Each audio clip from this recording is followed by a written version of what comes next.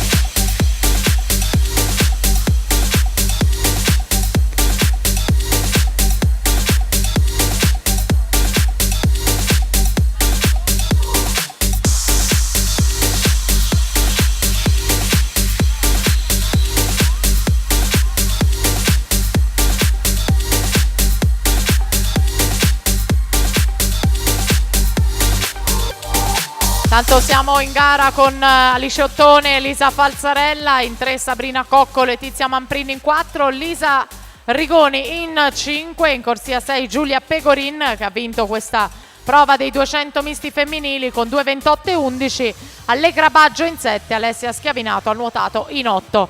Partiranno fra poco. In corsia 1 Irene